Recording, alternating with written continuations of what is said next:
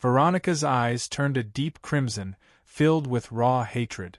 She shouted that she'd been pushed into this, her voice carrying across the battlefield. Without holding back, she activated a forbidden technique, heretical summoning, calling upon Urim, an ancient ruler. Moments later, something massive answered. Urim emerged from the void, so enormous it swallowed the sky in shadow. The moment Urim appeared, the undead Pope's assault fell apart. He couldn't keep fighting anymore. He dropped to his knees, using both hands to steady himself on the ground. Around him, the radiant flames that once surrounded the monster army disappeared, but by then, it didn't matter. Every monster had already been reduced to nothing but skeletons.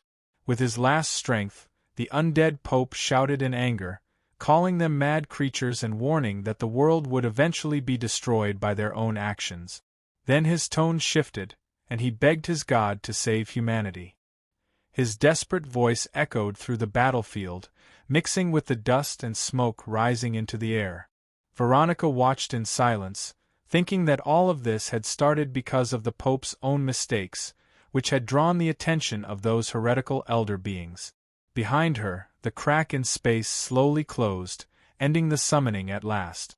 The cost, however, was heavy. Veronica could feel all her strength draining away. She leaned on her staff, barely standing, and told Abito to take her away from the battlefield. Abito quickly stepped in to support her, reassuring her that everything was fine now. She said they had already won and promised to bring her back to the demon castle right away. She added, in a softer tone, that the three of them, her, Veronica, and Alice, would finally live peacefully together. Veronica looked out over the ruined battlefield, quietly reflecting that after decades of struggle, even something as powerful as the church had ultimately fallen to monsters. Just then, a voice broke the moment. It called out to the Queen of Bones, Veronica, congratulating her on such an impressive victory, followed by a light, mocking laugh. Both Veronica and Abito turned toward the sound at the same time. Lin Tian stood there, leading a massive army of goblins. For a brief second, Veronica looked caught off guard, but she quickly steadied herself. She questioned how he had already recovered from his injuries and where such a large goblin force had come from. Lin Tian answered calmly, saying his injuries had never been serious to begin with. As for the goblins, he explained they were all his loyal subordinate. That answer shook Veronica again. She couldn't figure out how he had managed to gather so many powerful goblin leaders. Abito, on the other hand, didn't hide her hostility. She fixed her gaze on Lin Tian and said there was no point in talking any further. With so many goblin leaders present, she suggested they should just eliminate him and turn the goblins into servants of the Great Tomb. Lin Tian responded with a faint, teasing smile, asking if she was really certain about trying to kill him. Inside, he mocked them, thinking that the demon had finally revealed her true side and that he'd make sure she regretted ever showing up in this world. Abito didn't hold back. Driven by anger, she rushed forward to prove her strength. Her sharp tail whipped through the air in a fierce arc, aiming straight at Lin Tian, and a burst of crimson energy flared the moment it struck. Abito's eyes went wide when her attack stopped mid-strike. A second later, pain hit her, and she realized her tail had been hurt in the clash.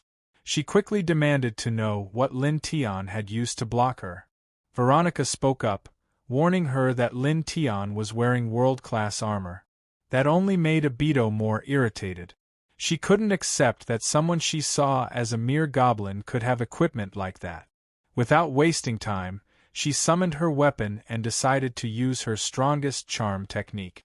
Pink, glowing hearts began to appear all around, filling the space and wrapping Lin Tian inside a strange, dreamlike field. Abito moved in fast, completely sure that no man could resist what she had just unleashed. Lin Tian didn't react. He stood there quietly, giving the impression that he had already fallen under her control. Seeing that, Abito got closer, convinced the fight was already over. But right when she let her guard slip, Lin Tian suddenly moved. He called out his weapon and swung his spear, creating a powerful swirl of energy that pushed her attack aside. Obito was caught off guard as her technique failed right in front of her. Lin Tian didn't give her time to recover. He activated the lightning ability of his weapon, and a bolt came crashing down onto her.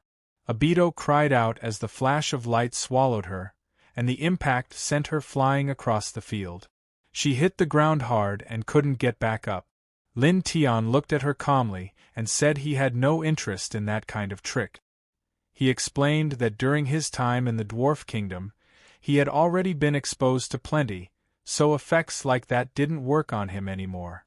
Veronica watched all of this, clearly surprised that such a strong charm spell had no effect on him.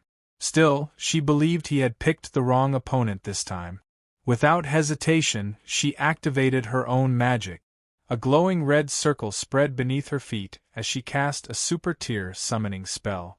In an instant, hundreds of undead knights appeared, each around level 95, fully armed and ready.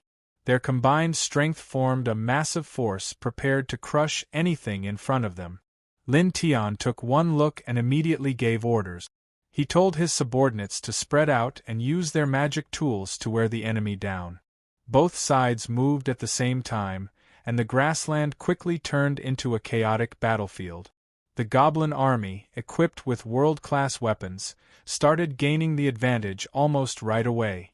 Every strike cut down groups of undead knights, especially when the Demon Lord-level goblins stepped in. With weapons like those, their power became even more overwhelming. Watching the fight unfold, Veronica started to realize she had misjudged Lin Tian. It became clear to her that he had been building his strength in secret, waiting for the right moment. By letting the church and the Great Tomb clash, he had set things up to gain the most out of the situation. Knowing the battle wouldn't go in her favor if it dragged on, Veronica took out a bateau and chose to withdraw.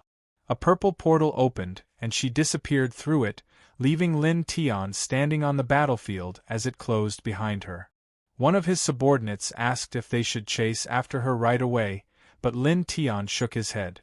He said it was already too late.